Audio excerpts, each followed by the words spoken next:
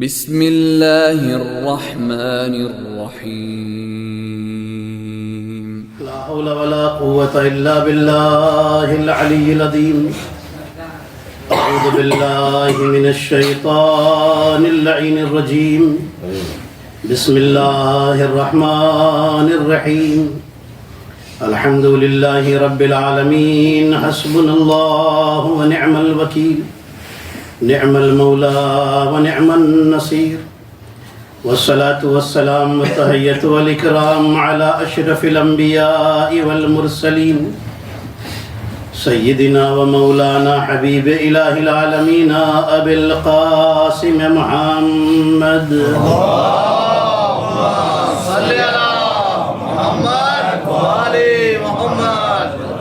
والصلاة والسلام والتحية والإكرام على أهل بيته الطيبين الطاهرين المعصومين المظلومين الغر الميامين سيما بقية الله في الأرضين روحي وأرواح العالمين لتراب مقدمه الفدا اللهم عجل وليك الفرج ولعنة الله على أعدائهم وعلى أعداء ولايتهم أجمعين أما بعد فقد قال الله الحكيم بسم الله الرحمن الرحيم وجعلناهم أئمة يهدون بأمرنا وأوحينا إليهم فعل الخيرات وإقام الصلاة وإيتاء الزكاة وكانوا لنا عابدين صلوات محمد اللهم صل على محمد وآل محمد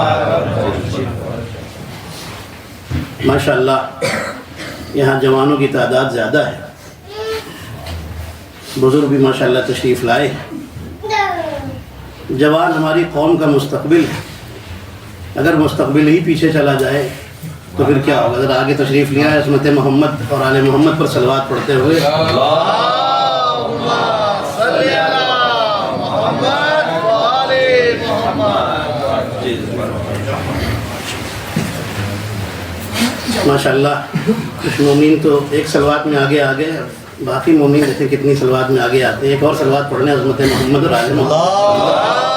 اللہم صلی علی محمد وآل محمد۔ الحمدللہ بفضل الہی و بتصدق محمد اور آل محمد علیہ السلام بڑے اچھے انداز میں آپ سماعت فرما رہے ہیں۔ قرآن مجید کی آیہ شریفہ جس میں خداوند قدوس کا ارشاد گرامی ہے کہ جنہیں ہم نے اپنا امام بنایا ہے، جنہیں ہم نے امام بنایا ہے، وَجَعَلْنَاهُمْ أَئِمَّةً يَهْدُونَ بِأَمْرِنَا، وہ ہمارے حکم سے ہدایت کرتے ہیں، وَأَوْحَيْنَا إِلَيْهِمْ فِعْلَ الْخَيْرَاتِ، ہم نے انہیں اچھے کاموں کا حکم دیا ہے، وَإِقَامَ الصَّلَاةِ، نماز قائم کرنے کا حکم دیا ہے، وَإِيتَاءَ الزَّكَاةِ، زکوٰۃ ادا کرنے کا حکم دیا ہے، وَكَانُوا لَنَا عَابِدِينَ، اور وہ ہمارے عبادت گزار تھے۔ بھائی دیکھیے بول کے سنیے گا، ماشاءاللہ مجھے تجربہ بھی ہے اس مجمع کا کہ ماشاءاللہ بول کر کے آپ سنتے ہیں، اور مجھے یہ امید بھی ہے اور توقع بھی ہے کہ انشاءاللہ آپ بول کر کے ہی سنیں گے۔ بولتے رہیے گا، اور آپ تو ماشاءاللہ بزرگ علماء کو بھی سن چکے ہیں۔ ہندوستان اور پاکستان کا مجمع ہے جو ماشاءاللہ بولتا ہوا مجمع ہے۔ عزیزان محترم، اللہ اس آیت میں امام کی نشانی بتا رہا ہے، امام کی پہچان بتا رہا ہے کہ امام ہوتا کیا ہے۔ دیکھیے اسی منبر سے ہدایت کی باتیں بھی ہوتی ہیں اور فضائل اہل بیت بھی بیان ہوتے ہیں۔ ہمارے نبی نے اس منبر سے فضائل بھی سنائے اور مسائل بھی بتائے۔ توجہ رکھیے گا، فضائل بھی سنائے اور مسائل بھی سنائے۔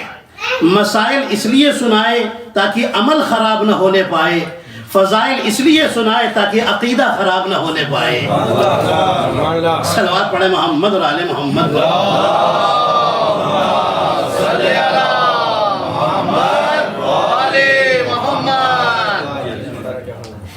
دیکھیے مجلس تو آپ ہی پڑھوائیں گے انشاءاللہ، جتنی آپ پڑھوائیں گے اتنی ہم پڑھیں گے، اور جیسی پڑھوائیں گے ویسی پڑھیں گے، ٹھیک ہے۔ امام کون؟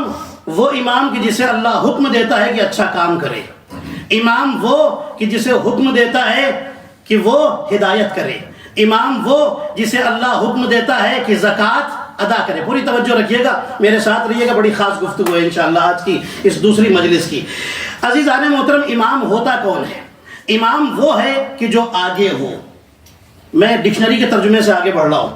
امام وہ کہ جو آگے ہو, جو عدالت میں آگے ہو وہ امام, جو طہارت میں آگے ہو وہ امام, جو شرافت میں آگے ہو وہ امام, جو علم میں آگے ہو وہ امام, جو کمال میں آگے ہو وہ امام, جو کردار میں آگے ہو وہ امام, جو معرفت میں آگے ہو وہ امام, جو سخاوت میں آگے ہو وہ امام, جو سخاوت میں آگے ہو وہ امام. عزیزان محترم, حد تو یہ ہے کہ امام وہ ہوتا ہے, اللہ کا بنایا ہوا امام وہ ہوتا ہے کہ امام آگے ہوتا ہے, حق اس کے پیچھے ہوتا ہے. امام آگے ہوتا ہے, حق اس کے پیچھے ہوتا ہے. اسی لیے میرے نبی نے فرمایا تھا, اللہم ادر الحق حیث ما دار, علی جدھر جائے حق کو اس کے پیچھے بھیجنا. پوری کائنات وہ ہے جو حق کے انتظار میں ہے, اور حق وہ ہے جو علی کے انتظار میں ہے.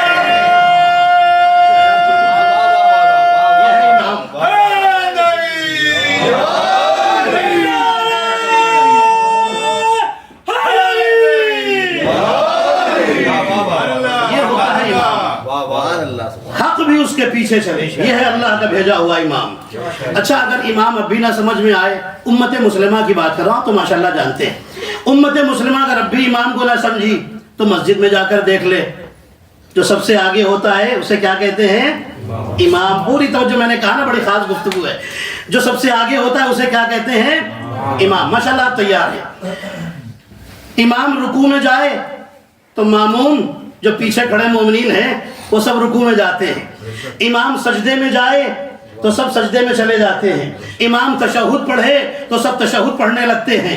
امام قیام کی حالت میں آ جائے, اٹھ کر کھڑا ہو جائے تو سب اٹھ جاتے ہیں. پتہ چلا امام وہ ہے جو اپنے اشارے پر لوگوں کو چلا رہا ہے. کیا سنا اللہ؟ امام وہ ہے جو اپنے اشارے پر لوگوں کو چلا رہا ہے. ارے جو چند لوگوں کو اشارے پر چلائے وہ دنیا کا بنایا ہوا امام ہے, اور جس کے اشارے پر ڈوبا ہوا سورج نکل آئے وہ اللہ کا بھیجا ہوا امام. جس کے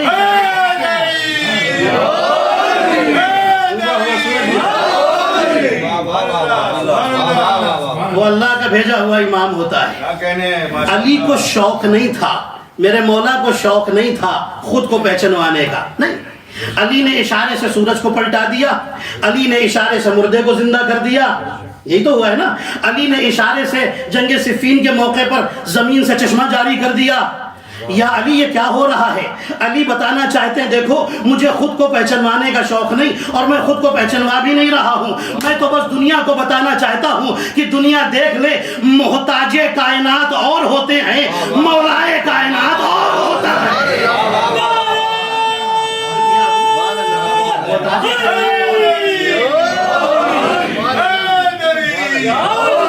چمن چمن کلی کلی علی علی علی علی, چمن چمن کلی کلی علی علی علی علی, نگر نگر گلی گلی علی علی علی علی.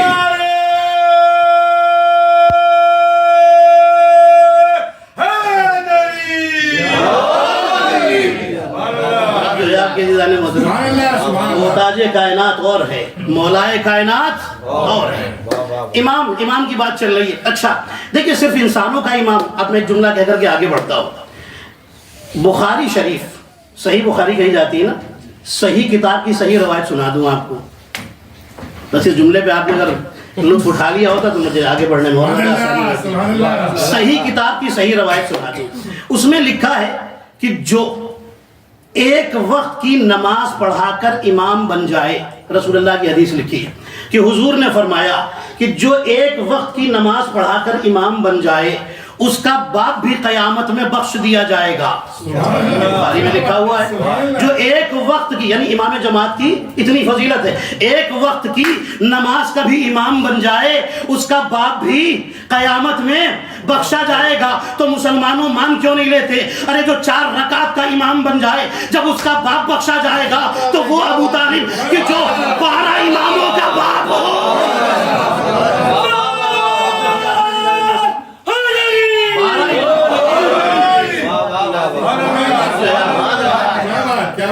دیکھیے انسانوں کا بھی امام ہوتا ہے اور حیوانوں کا بھی امام ہوتا ہے.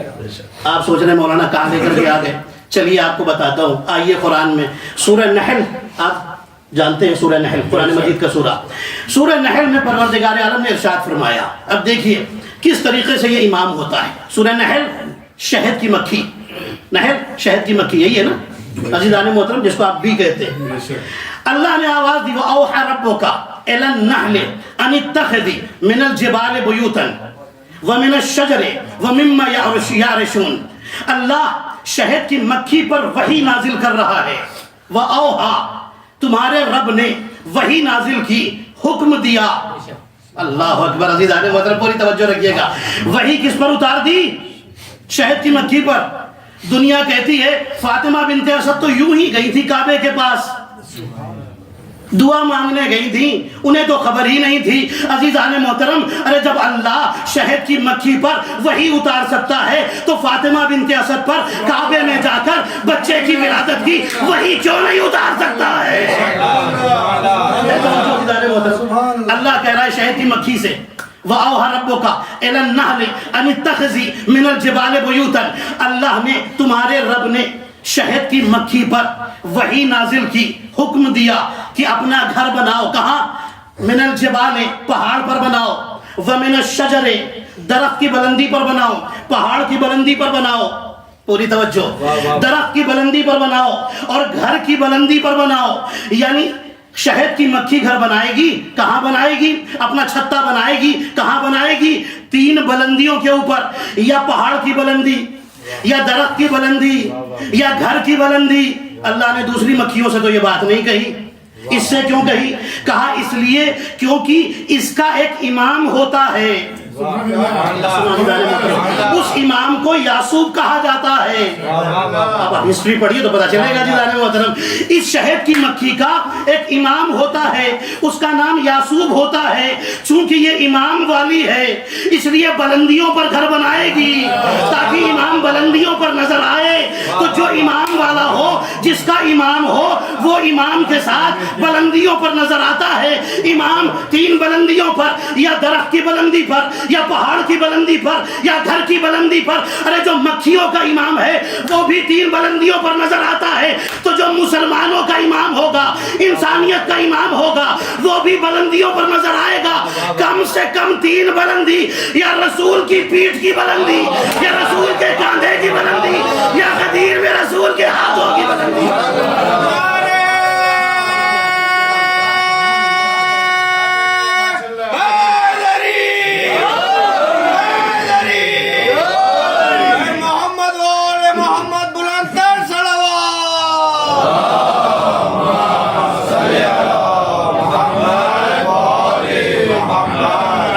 سردار ہے نا، اس کا نام ہوتا ہے یعصوب. اس کو یعصوب کہا جاتا ہے. یہ کہیں نہیں جاتا، یہ چھتے میں بیٹھا رہتا ہے. جو ماہر حیوانیات ہے نا، جنہوں نے حیوانوں کے اوپر جو لکھا ہے، ریسرچ کی ہے، اس میں یہ بات لکھی ہوئی ہے کہ یہ یعصوب کہیں نہیں جاتا. مکھیوں کو انسٹرکشن دیتا ہے، حکم دیتا ہے تم فلاں باغ میں جانا، پھولوں کا جوس چوسنے جا رہی ہیں نا تاکہ پیٹ میں شہد آ جائے، شہد بنے. یہی تو ہے نا عزیزان محترم. اب سنیے گا، جب یہ جاتی ہے نا تو ان کو بتاتا ہے، حکم دیتا ہے فلاں جگہ جانا، فلاں جگہ جانا، فلاں جگہ جانا، وہاں سے لے کے آنا، وہاں سے لے کے آنا. یہ بیٹھا رہتا ہے. جب پلٹ کر آتی ہیں تو ان کا منہ سونگتا ہے. اسے پتا ہے کون سے باغ کا ٹیسٹ کیا ہے، اور دیکھتا ہے کہ اگر کسی غلط باغ پر قبضہ کر کے آ گئی تو کاٹ دیتا ہے، مار ڈالتا ہے. نہیں آپ نے غور ہی نہیں کیا عزیزان محترم، غور ہی نہیں کیا عزیزان محترم. تو مکھیوں کا امام بھی، مکھیوں کا سردار بھی اتنا جانتا ہے کہ اگر غلط باغ پر کوئی قبضہ کر لے تو اس کو واجب القتل قرار دیا جاتا ہے، واجب القتل ہوتا ہے. ارے جو دوسروں کے عوام کے باغ پر قبضہ کر لے جب وہ واجب القتل ہوتا ہے، تو جو زہرا کے باغ پر قبضہ کر لے.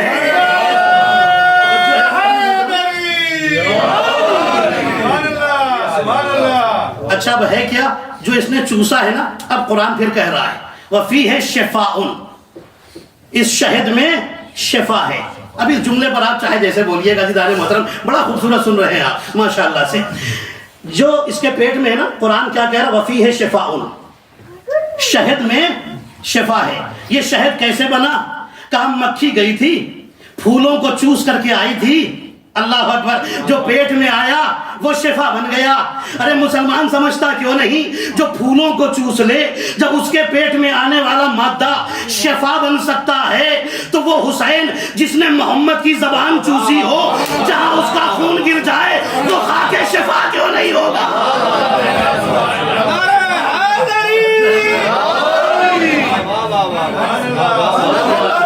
محمد بلندر صلوات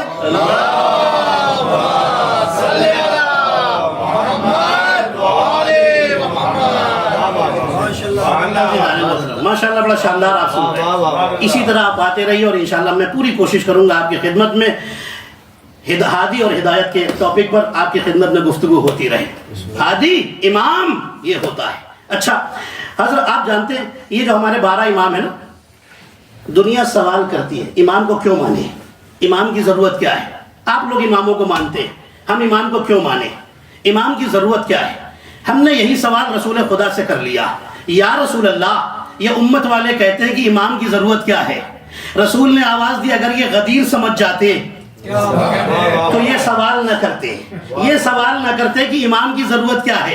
اگر یہ غدیر سمجھ جاتے، اس لیے کہ آدم سے لے کر غدیر تک جو اسلام کو لے کر آئے اسے نبوت کہا جاتا ہے، اور غدیر سے لے کر قیامت تک جو اسلام کو لے کر جائے اسے امام کہا جاتا ہے۔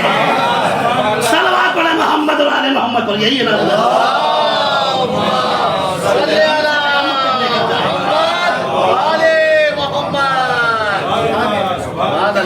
جو غدیر سے قیامت تک اسلام کو لے کر جائے وہ امام ہوتا ہے۔ اچھا، سب سے پہلے اللہ نے کسے امام بنایا؟ حضرت ابراہیم علیہ السلام۔ سنا ہے نا آپ نے؟ حضرت ابراہیم علیہ السلام۔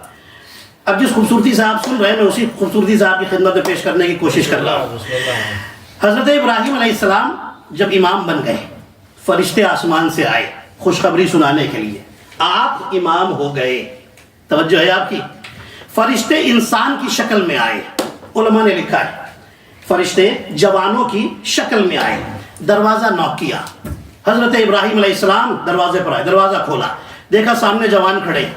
ابراہیم علیہ السلام کی عادت تو آپ کو پتہ ہی ہے، پہلے کھانا کھلاتے ہیں، توجہ ہے، مہمان نواز نبی، پہلے کھانا کھلاتے ہیں پھر باتیں کرتے ہیں۔ نبی ابراہیم علیہ السلام نے دروازہ کھولا، جیسے ہی دروازہ کھولا دیکھا سامنے جوان کھڑے، اندر بلایا، کہنے لگے ہم کچھ کہنا چاہتے ہیں، کہنے لگے نہیں پہلے کھانا کھا لو، دسترخوان بچھا دیا، حضرت ہاجرہ کے ہاتھوں کی روٹیاں لا کر سامنے رکھ دی، کھاؤ بسم اللہ۔ کہنے لگے ہم فرشتے ہیں، اب بتا دیا ہم فرشتے ہیں، ہم روٹی نہیں کھاتے، ہمیں روٹیوں کی ضرورت نہیں ہے۔ ارے ابھی آپ قریب نہیں آئے عزیز، ہمیں روٹیوں کی ضرورت نہیں ہے، ہم روٹیاں نہیں کھائیں گے، نہیں کھائیں گے۔ نبی ابراہیم سمجھ گئے فرشتے ہیں، انہیں روٹیوں کی کیا ضرورت، روٹیوں کو ہاتھ بھی نہیں لگایا، پوری توجہ، روٹیوں کو ہاتھ بھی نہیں لگایا۔ یہی فرشتے 3 دن تک فاطمہ کے دروازے پر مسکینہ و یتیمہ و اسیرہ، مسکین بن کر آئے، یتیم بن کر آئے، اسیر بن کر آئے، تینوں دن روٹیاں لے کر کے گئے۔ میں نے کہا فرشتوں وہاں روٹیوں کا انکار کیا تھا تو یہاں روٹیاں لے کر کیوں جا رہے ہو؟ تو فرشتوں نے آواز دی سنو، ہم اس لیے یہاں سے لے کر جا رہے ہیں تاکہ دنیا دیکھ لے ہاجرہ کے ہاتھ کی روٹیاں اور ہوتی ہے، فاطمہ کے ہاتھ کی روٹیاں اور ہوتی ہے۔ صلوات پڑھے محمد اور آل محمد پر۔ فاطمہ کے ہاتھ کی روٹیاں، توجہ آپ کی۔ نبی ابراہیم علیہ السلام، اللہ نے حکم دیا باپ اور بیٹے کو بناؤ خانہ کعبہ، بنایا۔ اب میں آخری منزل کے قریب آ رہا ہوں اپنی تقریر کے، انشاءاللہ بڑے اچھے انداز میں آپ نے ماشاءاللہ سنا۔ نبی ابراہیم علیہ السلام کو حکم ہوا اللہ کا، خانہ کعبہ بناؤ۔ باپ اور بیٹے خانہ کعبہ بنانے میں لگ گئے، یہی ہوا نا، نبی ابراہیم اور نبی اسماعیل خانہ کعبہ بنا رہے ہیں۔ جب بن کے تیار ہو گیا، پوری توجہ رکھیے گا، سوال یہ ہے کہ اتنے سارے لوگ تھے دنیا میں، بڑے بڑے مستری، لیبر، یہ سب تو ہوں گے نا، کہ ان نبیوں کا کام ہے تبلیغ کرنا، اے میرے اللہ انہیں کس کام پہ لگا دیا؟ انہیں گھر بنانے پہ لگا دیا، ان کا کام ہے تبلیغ کرنا، انہیں کس کام پہ لگا دیا؟ پروردگار کعبہ بنوانا تھا تو کسی اور سے بنوا لیتا، اتنے سارے لوگ تو تھے۔ پوری توجہ رکھیے گا، کسی کو بھیج دیتا کہ میرا گھر بنانا ہے بنا دو، اللہ آواز دے گا، میں کسی سے بھی بنوا سکتا تھا، لیکن کیا کروں، اس میں ایک معصوم کو آنا ہے، ایک معصوم کو آنا ہے، اس لیے معصوم ہی ہاتھ لگائیں گے، معصوم ہی بنائیں گے۔ ابراہیم نے تو اسی دن فیصلہ کر دیا تھا کہ جب علی کی جگہ پر، پیدا ہونے کی جگہ پر کوئی معصوم غیر معصوم ہاتھ نہیں لگاتا تو رسول کے بعد، رسول کی جگہ پر علی کے علاوہ دوسرا کوئی کہاں سے آ جائے گا؟ صلوات پڑھے محمد اور آل محمد پر۔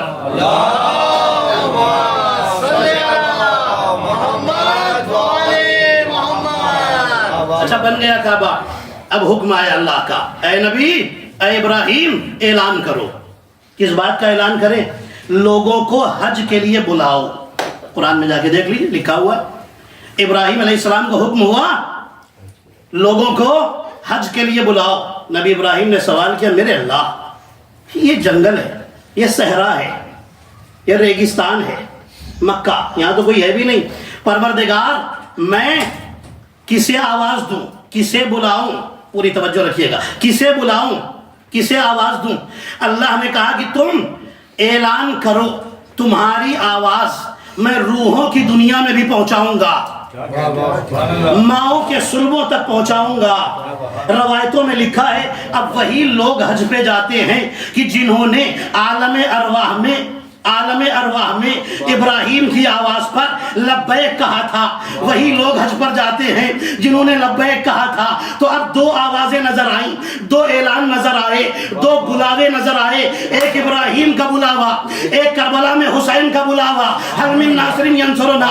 عزیزان محترم، حج پر وہ جاتے ہیں جنہوں نے ابراہیم کی آواز پر لبیک کہا تھا، زیارت پر وہ جاتے ہیں جنہوں نے حسین کی آواز پر لبیک کہا تھا۔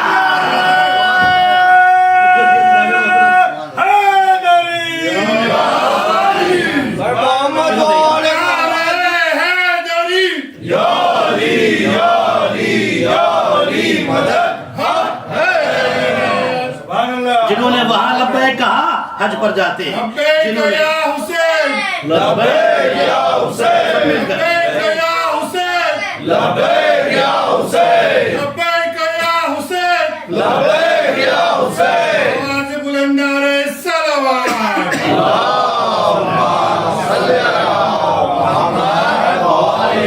جنہوں نے وہاں لبیک کہی حج پر جاتے ہیں، جنہوں نے یہاں لبیک کہی وہ زیارت حسین پر جاتے ہیں۔ لیکن کمال ہے ناظرین محترم، جنہوں نے وہاں لبیک کہی وہاں شرطیں لگی ہوئی ہیں، بالغ ہو تو جائے، پیسہ ہو تو جائے، بیمار نہ ہو تو جائے۔ پوری توجہ رکھیے گا، استطاعت ہونی چاہیے نا، پیسہ ہو قرض لے کر نہیں جا سکتے۔ لیکن جنہیں حسین نے بلایا، یہاں بچے بھی جائیں، بوڑھے بھی جائیں، جوان بھی جائیں، خواتین بھی جائیں، قرضہ لے کر جاؤ۔ امام صادق نے فرمایا کہ جب تم حسین کی زیارت کے لیے قرضہ لے کر جاتے ہو تو تم قرضہ لے کر جاتے ہو، اللہ اسے ادا کرتا ہے۔ صلوات پڑھے محمد اور آل محمد پر۔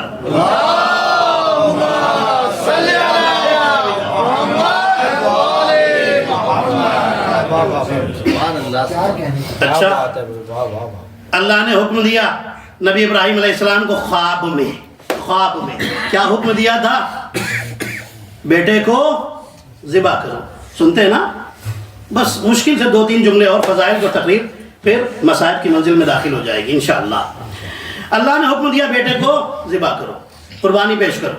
اچھا، نبی اسماعیل علیہ السلام نے بھی وہی خواب دیکھا۔ جب اٹھے نبی ابراہیم علیہ السلام نے بیٹے سے پوچھا، بیٹا میں نے ایسا خواب دیکھا ہے، تو کیا کہا تھا؟ فَفْعَلْ مَا تُؤْمَرْ، بابا جو حکم ملا ہے اسے کر گزریے۔ سَتَجِدُنِي انشاءاللہ من الصابرین، آپ مجھے انشاءاللہ صبر کرنے والوں میں پائیں گے۔ یہی تو آپ سنتے ہیں نا؟ اچھا، نبی ابراہیم علیہ السلام بیٹے کو لے کر مینا کے میدان میں آ گئے۔ اب بات نبی ابراہیم کی چلیے تو یہاں پوری کر دوں، لے کر کے میں، چونکہ مجھے آج کربلا کی زمین کے حوالے سے ایک جملہ کہنا ہے، کیونکہ آج جو غم، جو مصائب بیان ہوں گے وہ ورود کربلا کی ہیں۔ یہی ہے نا, سنتے ہیں نا, دوسری محرم کی رات ہے. نبی ابراہیم علیہ السلام کو حکم ملا ہے جاؤ بیٹے کی قربانی پیش کرو. لے کر کے آ گئے نبی ابراہیم, قربانی پیش کرنے کے لیے آئے ہیں. اچھا یہ بتائیے آج بھی بقرعید منائی جاتی ہے کہ نہیں؟ سب جانتے ہیں منائی جاتی ہے. یہ بقرعید میں کیا ہوتا ہے؟ کہا دمبا ذبح ہوتا ہے. یہ کہاں سے ملا؟ یہ قربانی کہاں سے ملی؟ کہا ابراہیم علیہ السلام نے دی تھی. یہ ابراہیم کو کہاں حکم ملا تھا؟ کہا جب وہ سونے کی حالت میں تھے تب انہیں حکم ملا تھا. یعنی سونے کی حالت کا تحفہ مسلمان آج بھی گلے لگائے ہوئے ہیں. کیا سنا دیدانے محترم؟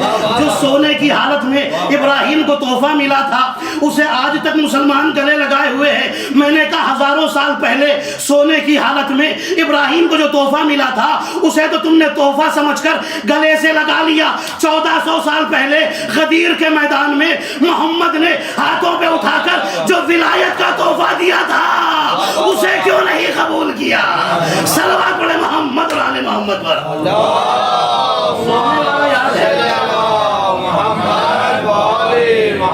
سننے والا یاد ہے. اور دوپہر میں نبی نے جو دیا تھا غدیر کی دوپہر میں اسے بھول گئے. نہیں بھلا دیا ہے. توجہ آپ کی. اچھا ہوا کیا؟ جیسے ہی نبی ابراہیم علیہ السلام نے نبی اسماعیل کے گلے پر چھری رکھی. میں بہت مختصر کر کے بس 2 جملوں میں تقریر یہ فضائل مکمل کر رہا ہوں, پھر میں منزل مصائب پر آ رہا ہوں. جیسے ہی چھری رکھی ہوا کیا؟ اللہ نے جبرائیل کو بھیجا. دمبا ذبح ہوا تھا نا, یہ دمبا آیا کہاں سے تھا؟ جنت سے. یہی تو سنتے ہیں نا, کیا جنت میں جانور رہتے؟ سوال کر رہا ہوں آپ سے. میں اس دمبے کی ہسٹری تھوڑا سا آپ کو سنا دیتا ہوں. یہ دمبا کہاں سے آیا؟ دمبا آیا جنت سے. یہی تو سنتے ہیں نا, جنت میں کیا جانور ہے؟ اب جب ہم نے ریسرچ کرنی شروع کی تب پتا چلا یہ جو دمبا اسماعیل کی جگہ پر آیا تھا یہ دمبا کون تھا؟ جب اللہ نے حضرت آدم سے کہا تھا, حکم دیا تھا, اے آدم تمہارے بعد میں تمہارا جانشین بنانا چاہتا ہوں. 2 ہی بیٹے ہیں, ایک ہے حابیل دوسرا ہے قابیل. پوری توجہ رکھیے گا. اللہ نے حکم دیا ہے آدم ان دونوں بیٹوں سے کہو قربانی پیش کرے, میرے لیے قربانی پیش کرے. قابیل گیہوں کی سڑی ہوئی بالیاں لے کر آیا تھا. حابیل جو جانور چراتے تھے, جن کے پاس جانور تھے, سب سے تندرست دمبا لے کر آئے تھے. کیوں؟ اس لیے کہ اللہ کی راہ میں دینا ہے. پتا چلا جو کچھ اللہ کی راہ میں دو وہ اچھا ہونا چاہیے. قابیل نے سوچا اللہ ہی کی تو راہ میں دینا ہے, چلو گیہوں کی, وہ کاشتکار تھا, کسان تھا, اس نے گیہوں کی بالکل بیکار بالیاں تھیں وہ لا کر کے رکھ دی پہاڑ کے اوپر. اللہ نے اسے ریجیکٹ کر دیا. ایک آگ آسمان سے آئی اور دمبے کو ساتھ میں لے کر جنت میں چلی گئی. یہی ہوا تھا جنان محترم, یہی دمبا تھا جو اسماعیل کی جگہ پر آیا تھا. آپ سمجھ گئے آپ عزیزان محترم, یہ ہسٹری اس دمبے کی. حضرت اسماعیل کی جگہ پر آیا تھا. آج دنیا سوال کرتی ہے, آپ کو ٹھوکر لگی, آپ نے کہا یا علی مدد. آپ بیمار ہوئے, کہا یا علی مدد. وہ تو نجف میں رہتے ہیں, وہ کہاں سے یہاں مدد کرنے آئیں گے؟ عزیزان محترم ہوا کیا تھا؟ جیسے ہی ابراہیم نے اسماعیل کے گلے پر چھری رکھی اللہ نے حکم دیا, اے جبرائیل دمبا لو, زمین پر جاؤ, اسماعیل کو ہٹاؤ, دمبے کو لٹاؤ, دمبا ذبح ہو جائے. کتنے کام کرنے ہیں, کتنی دور سے لانا ہے. آسمان سے جبریل لے کر چلے, زمین پر اترے, اسماعیل کو ہٹایا, دمبے کو لٹایا, دمبا ذبح ہو گیا اور جبریل نے اسماعیل کو بچا لیا. ارے جبریل کون ہے؟ علی کا شاگرد ہے. جب شاگرد اسماعیل کو بچانے کے لیے اتنی دور سے آ سکتا ہے تو ہمیں بچانے کے لیے ہمارا مولا نجف سے کیوں نہیں آ سکتا؟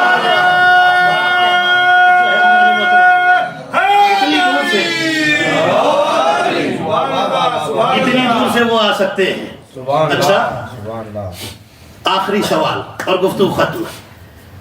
لوگ کہتے ہیں نا ہمارے نبی معراج پر کہاں گئے تھے؟ وہ تو روح گئی تھی. توجہ ہے آپ کی, روح گئی تھی. نبی کا جسم تو بستری پر تھا. اچھا تو یہ دمبا کیا روح کے ساتھ صرف روح آئی تھی یا جسم کے ساتھ آیا تھا؟ ارے دمبا ادھر سے ادھر جسم کے ساتھ آ سکتا ہے تو ہمارا نبی ادھر سے ادھر جسم کے ساتھ کیوں نہیں جا سکتا؟ ہے توجہ عزیزان محترم. اچھا دیکھیے آپ سال بھر قربانی کرتے ہیں بیمار کے لیے، اچھا ہے، اللہ حدیث میں لکھا ہوا ہے کہ بیمار کی شفا کے لیے اللہ جانور کا خون بہتا ہوا دیکھنا چاہتا ہے. کوئی خدا نخواستہ بیمار ہو آپ اس کے لیے قربانی کرائیں امام موسیٰ کاظم علیہ السلام کے نام پر، اللہ ضرور شفا عطا کرے گا. بہت سارے لوگوں کو میں نے بتایا، بہت سارے لوگوں کو اس کا فائدہ ہوا ہے. ایسے ایسے بیمار لوگ جو بالکل ایسا لگتا تھا کہ موت کے منہ میں داخل ہو چکے، وہ بھی اللہ نے انہیں بھی شفا اور صحت عطا کر دی. ہاں بہترین عمل ہے یہ. دمبا آپ پورے سال قربانی کرتے ہیں، ہے نا، کبھی خوشی میں، کبھی بیمار کی صحت کے لیے.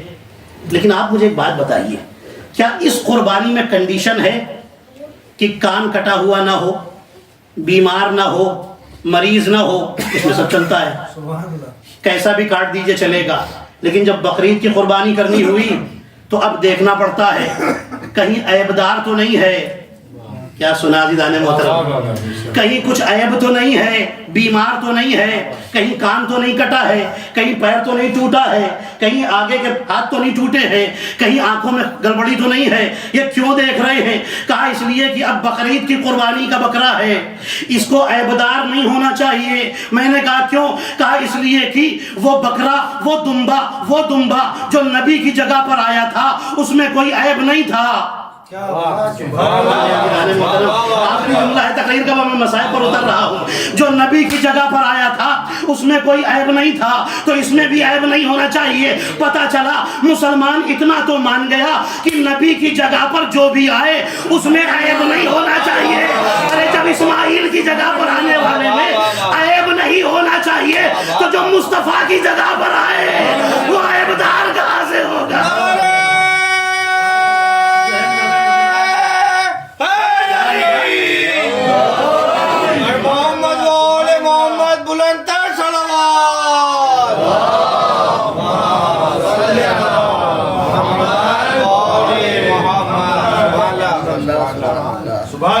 عزیزان محترم، جب اسماعیل کی جگہ پر آنے والا بے عیب ہونا ضروری ہے، ٹھیک ہے. آج تک اس کی یاد میں بے عیب جانور لایا جاتا ہے کیونکہ نبی کی جگہ پر آیا تھا. نبی کی جگہ پر نہیں، پھر آؤ اور آسان کر کے جلدی سے آگے بڑھ جاؤں. جو نبی کی جگہ پر لیٹا تھا جب وہ بے عیب ہونا چاہیے، تو جو نبی کی جگہ پر بیٹھے گا وہ عیبدار کہاں سے قبول کر لیا بھائی؟ وہ بھی تو بے عیب ہونا چاہیے. عزیزان محترم، اس میں کفر کا عیب نہ ہو، شرک کا عیب نہ ہو، کوئی عیب اس میں نہیں ہونا چاہیے. عزیزان محترم، آپ دیکھیے تو کمال کی ذات ہے حضرت ابراہیم علیہ السلام کی، جنہیں اللہ نے امام بنایا تھا. حضرت ابراہیم وہ نبی ہیں اللہ کے. روایتوں میں لکھا ہے کہ یہ اسماعیل کیسے بچ گئے. اسماعیل کون ہے؟ جد پیغمبر. بس یہ مصائب سے متصل ہونے کے لیے جملہ آپ کی خدمت میں عرض کر رہا ہوں. کون ہے اسماعیل؟ جد پیغمبر، رسول اللہ کے جد. ابراہیم علیہ السلام کون؟ جد پیغمبر. نبی ابراہیم کے دو بیٹوں سے دو الگ نسلیں چلی ہیں، ٹھیک ہے. نبی ابراہیم کے دو بیٹے حضرت اسماعیل اور حضرت اسحاق، ٹھیک ہے. حضرت اسحاق سے بنی اسرائیل کے سارے نبی، اور حضرت اسماعیل سے جو سلسلہ چلا ہے اس میں ہمارے نبی، اس میں ہمارے مولا، اس میں ہمارے امام، ٹھیک ہے. علامہ مجلسی لکھتے ہیں عالم ارواح سے حسین نے آواز دی. جیسے ہی ابراہیم نے اسماعیل کے گلے پر چھری رکھی، عالم ارواح میں، روحوں کی دنیا میں حسین نے آواز دی، میرے اللہ تجھے قربانی چاہیے نا، قربانی میں دوں گا، اسماعیل کو چھوڑ دے. یہ علامہ مجلسی نے لکھا ہے. وہ لکھتے ہیں کہ حسین نے اسماعیل کو بچا لیا. اللہ نے حسین کی درخواست کو قبول کیا اور اسماعیل بچ گئے. عزیزان محترم، اب آپ سمجھے اگر اسماعیل ذبح ہو جاتے تو کیا ہوتا.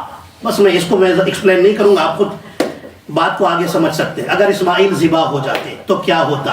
میں تو بس ایک جملہ کہوں گا. اسی لیے شاید نبی نے فرمایا تھا حسین منی و انا من الحسین، میں حسین سے ہوں. اللہ اکبر. یہی حضرت ابراہیم علیہ السلام ہے، مکے سے نکلے جب اپنی زوجہ حضرت ہاجرہ اور حضرت اسماعیل علیہ السلام کو چھوڑ کر کے مکے سے چلے، کربلا کی سرزمین سے گزرے۔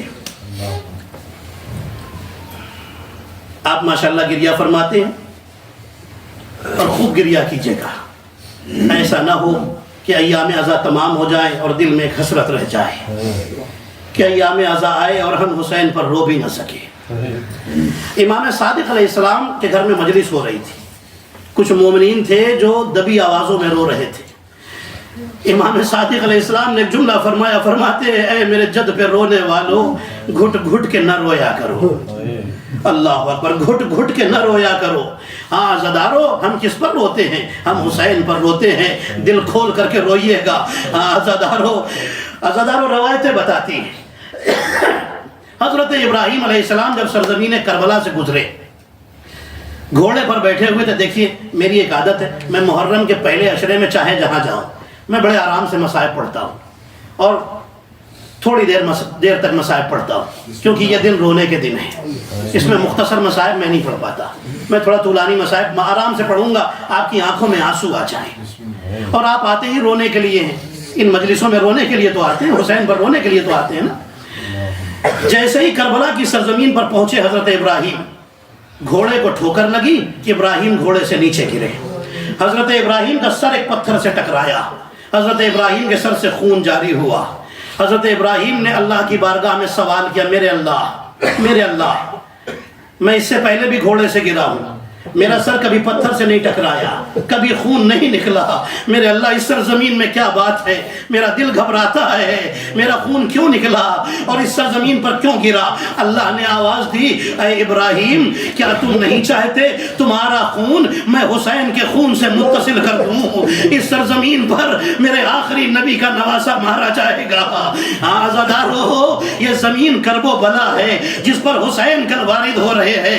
آزادارو، روایتیں بتاتی ہے جنگ صفین سے واپسی پر جب امیر المومنین اس زمین سے گزرے ہیں، امیر المومنین فرماتے، حکم دیتے ہیں لشکر کو ٹھہرایا جائے۔ لشکر کو ٹھہرایا گیا، خیمہ لگایا گیا کربلا کی سرزمین پر۔ امیر المومنین کے حکم سے خیمہ لگایا گیا، علی خیمے میں تشریف لے گئے۔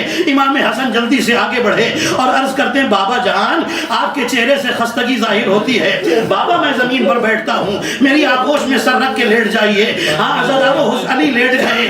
علی کو جیسے ہی نیند آئی تھی، علی کو بس نیند آئی تھی، فوراً اٹھ کر بیٹھ گئے۔ عزادارو، امام حسن نے سوال کیا، بابا ابھی تو آپ سوئے تھے، فوراً اٹھ کر کے کیوں بیٹھ گئے؟ علی فرماتے ہیں، اے بیٹا حسن، مجھے نیند آ گئی تھی، میں نے خواب میں دیکھا اس میدان میں خون کا دریا بہ رہا ہے، اس خون کے دریا میں میرا حسین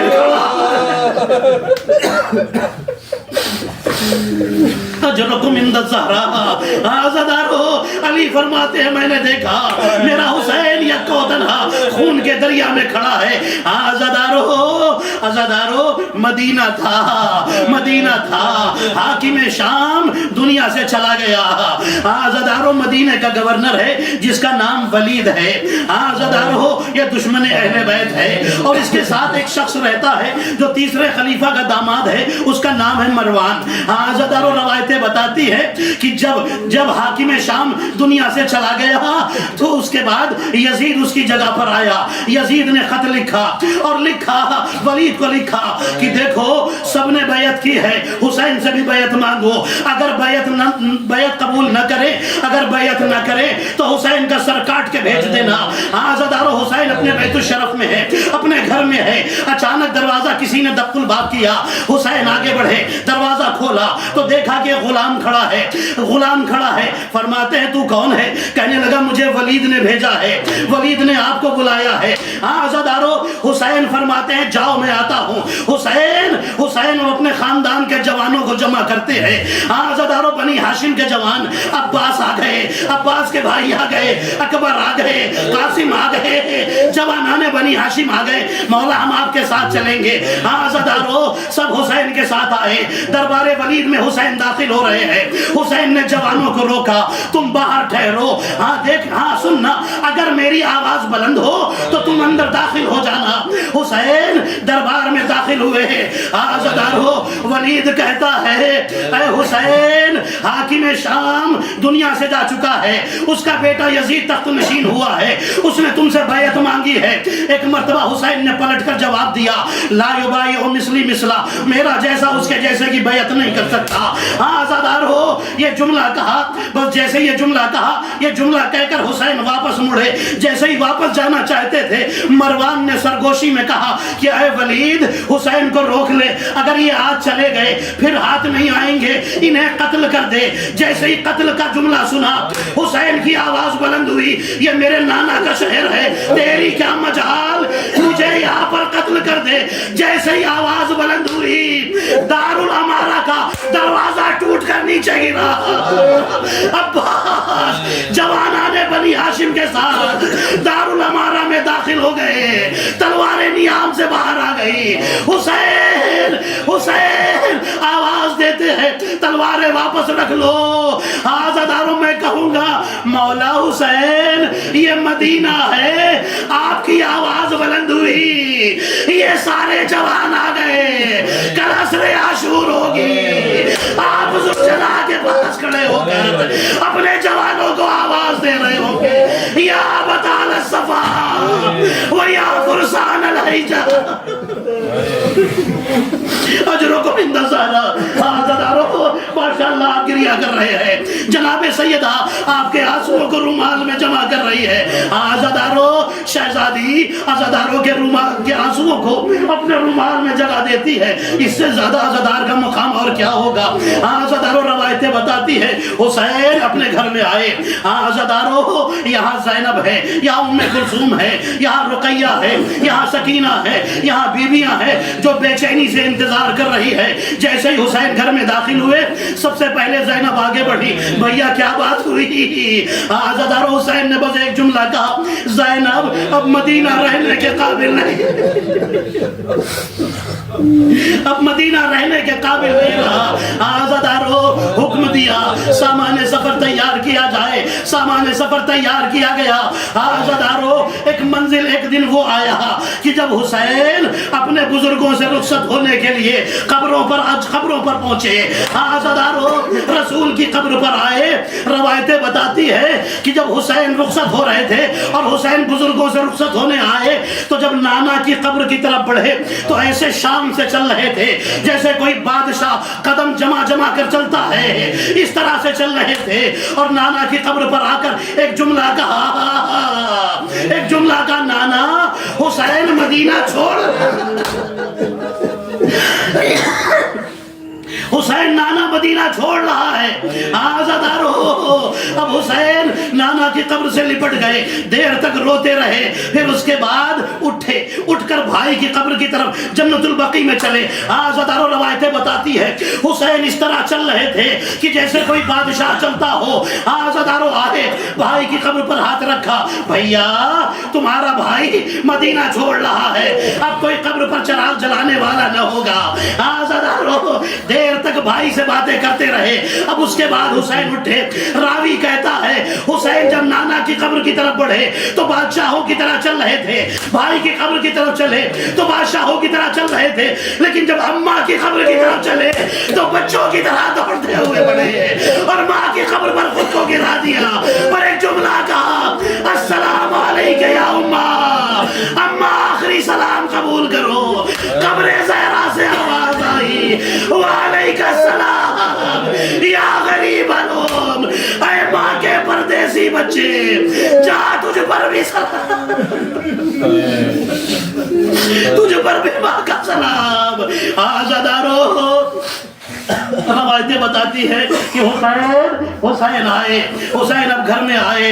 عزاداروں محملیں تیار ہے, سامان سفر تیار ہے. عزاداروں ایک کرسی لائی گئی, حسین کے گھر کے باہر لا کر رکھی گئی. حسین اس پر بیٹھے, ایک ایک بی بی آتی ہے اور آ کر کے محملوں میں سوار ہوتی ہے. عزاداروں ام کلثوم سوار ہوئی, رباب سوار ہوئی, ام لیلہ سوار ہوئی, فضہ سوار ہوئی, ساری بیبیاں سوار ہو رہی ہے. روایتیں بتاتی ہے ایک حسین بیٹھے ہوئے دیکھ رہے ہیں, ایک طرف عباس کھڑے ہیں, ایک طرف قاسم کھڑے ہیں, ایک طرف اکبر کھڑے ہیں, ایک طرف اولو محمد کھڑے ہیں, بنی ہاشم کے جوان کھڑے ہیں, بیبیاں اونٹیاں سوار ہو رہی ہیں. راوی کہتا ہے ایک مرتبہ 25 کنیزوں کے جھرمٹ میں ایک شہزادی گھر سے باہر آئی. حسین اٹھ کر کھڑے ہو گئے. عباس آگے بڑھے, اکبر آگے بڑھے, قاسم آگے بڑھے اور محمد آگے بڑھے. آزاداروں سمجھ گئے نا یہ علی کی بڑی بیٹی زینب ہے. جیسے ہی محمل کے قریب آئی حسین نے سہارا دیا. عباس زمین پر گھٹنے ٹیک کر بیٹھ گئے. شہزادی آپ اپنے قدم رکھیے اور محمل میں سوار ہو جائیے. اکبر آگے بڑھے. جیسے ہی یہ سب آگے بڑھے نا زینب نے تڑپ کر حسین کی طرف دیکھا اور ایک جملہ کا بھیا معاف کیجئے گا, آج مجھے آپ محمل میں سوار نہیں کرائیں گے, آج اکبر سوار نہیں کرائیں گے, آج قاسم سوار نہیں کرائیں گے, آج مجھے وہ سوار کرائے گا جو 11 محرم کو مجھے بے کجاوا اونٹ پر سوار کرائے گا. ایک گوشے میں بیٹھے زین العابدین اٹھے, وہ بھی اماں میں آپ کو اجو کو انتظارا. خدا آپ کو کوئی غم نہ دے سوائے غم اہل بیت کے.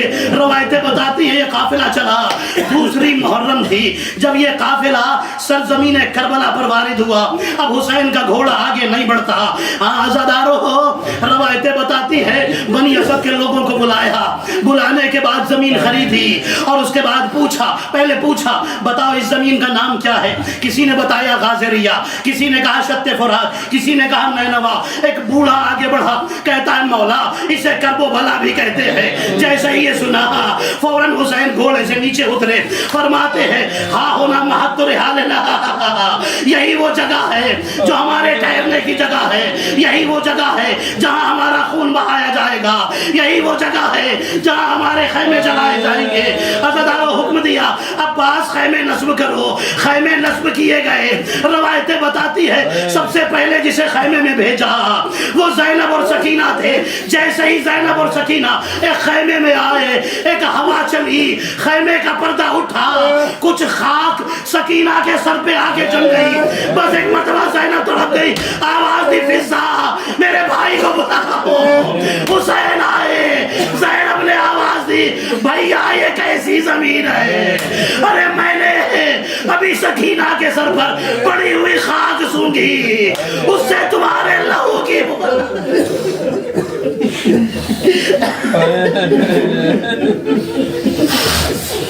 آزاداروں روایتیں بتاتی ہے حسین نے قریب آبادی میں کسی کو بھیجا اور کہا کہ جاؤ بنی اسد کے لوگوں کو بلا کر لاؤ. آزاداروں بنی اسد کے لوگ آئے. اب 3 جملے ہیں, حسین کے 3 انداز ہیں, الگ الگ انداز ہیں حسین کے. جب بنی اسد کے لوگ آئے, مرد آئے, تو ایک مرتبہ حسین نے انداز بدلا اور حسین نے ایک جملہ کہا بنی اسد کے مردوں میں رسول خدا کا نواسا ہوں, میں علی مرتضیٰ کا بیٹا ہوں, میں حسن مجتبیٰ کا بھائی ہوں. دیکھو جب ہمیں مار دیا جائے اور یہاں سے لوگ چلے جائے تو تم آنا ہمارے جنازوں کو دفن کر دینا. اور پھر فرمایا جاؤ اپنی عورتوں کو بھیج دو. اب عورتیں آئی, حسین نے انداز بدل دیا اور پھر فرمایا اے بنی اسد کی عورتوں میں خدیجہ کا نواسا ہوں, فاطمہ زہرا کا بیٹا ہوں. آخری جملہ مجلس ختم ہو رہی ہے, میں فاطمہ کا بیٹا ہوں, میں زینب ام کلثوم کا بھائی ہوں. دیکھو اگر تمہارے مرد دشمنوں کے ڈر سے گھروں سے باہر نہ نکلے تو پانی بھرنے کے بہانے آنا اور ایک ایک مٹھی خاک ہمارے جنازوں پر ڈال دینا. فرمایا جاؤ اپنے بچوں کو بھیج دو. بنی اسد کے بچے آئے. اب حسین نے انداز بدلا اور ایک جملہ کہا بنی اسد کے بچوں میں اصغر کا بابا ہوں, میں سکینہ کا بابا ہوں, میں محمد کا ماموں ہوں. آزادار انداز بدل گیا. اے بچوں اگر تمہارے ماں باپ ڈر کی وجہ سے نہ آئے تم کھیلتے ہوئے آ جانا اور ہم پر خاک ڈال دینا. ہائے میرا مولا, حسرت رہ گئی. 3 دن تک جنازہ بے گور و کفن پڑا رہا, کربلا کی خاک سے گوارا نہ ہوا. ہوا چلی, خاک اڑ کے جسموں میں لگ لگنی تھی اور میرا دل کہتا ہے فریاد کرتی ہوگی ہائے آل رسول پر یہ وقت آ گیا کہ کوئی غسل و کفن